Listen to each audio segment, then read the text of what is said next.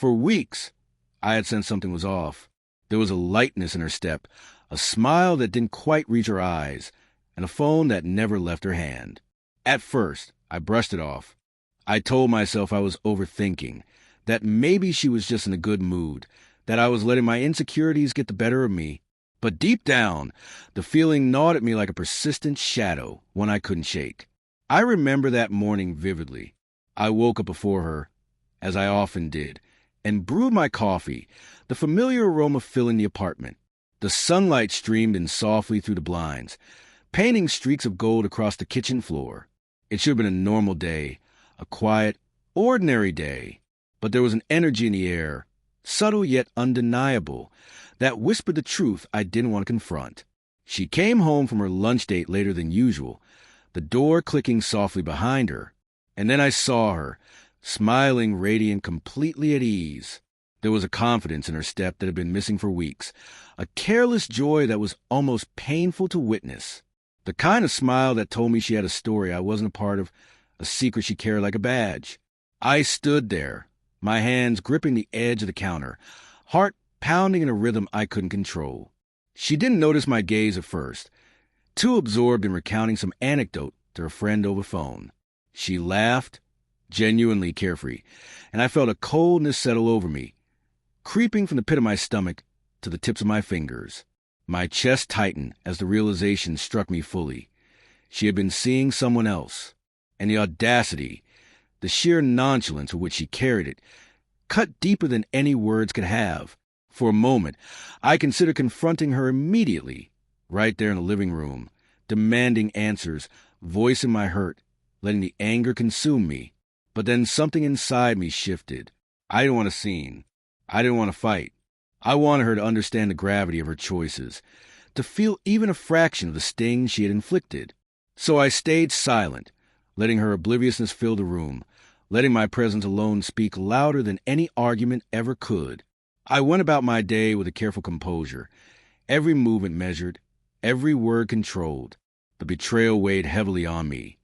But I let it simmer quietly beneath the surface, an ember of calm before the storm. She chatted and laughed, occasionally glancing my way, unaware of the storm brewing just behind my eyes. Each laugh she uttered felt like a knife twisting gently, a reminder of the trust she had broken.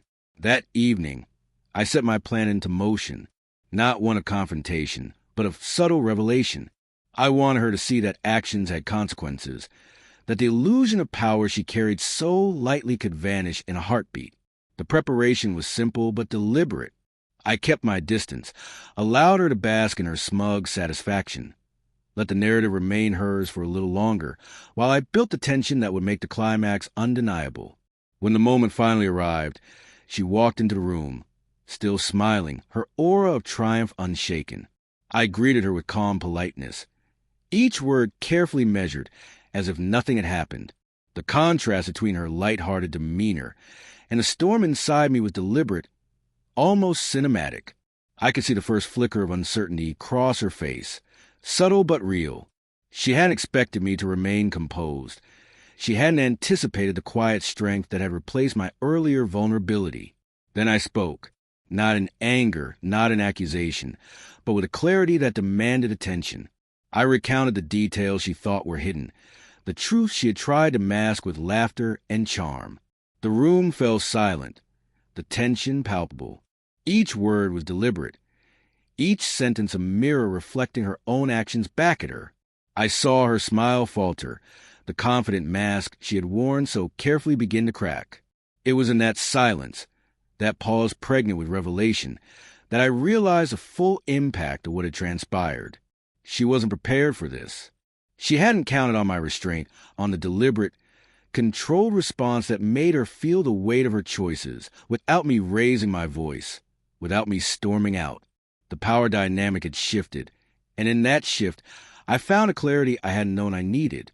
As she opened her mouth, perhaps to protest, to deny, to deflect, I simply let the words hang in the air. I didn't argue. I didn't justify. I let the truth speak for itself. And slowly, imperceptibly at first, her confidence wavered. The light in her eyes dimmed slightly, replaced with an awareness that for once, she was no longer in control.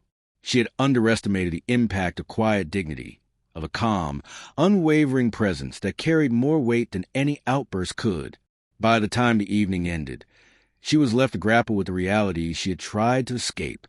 There were no theatrics, no dramatic exit. Only the steady, undeniable truth that her actions had consequences. And as I walked away from the scene, the apartment quiet once more, a sense of liberation settled over me. I hadn't just revealed her betrayal. I had reclaimed my own agency, my own dignity. And in doing so, I had shown her the regret she hadn't anticipated. The silence afterward was telling. Messages came, attempts at explanation, half-hearted apologies. But the weight of her misdeeds couldn't be erased by words alone. I had made my point, not with fury, but with calm precision.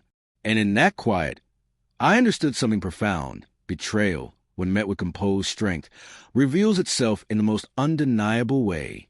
The night ended with me alone, the echoes of her laughter replaced by the clarity I had gained. I had loved deeply, trusted wholeheartedly, and in the process, I had learned the value of walking away with my head held high. She had thought she held all the cards, but in the end, it was her who felt the sting.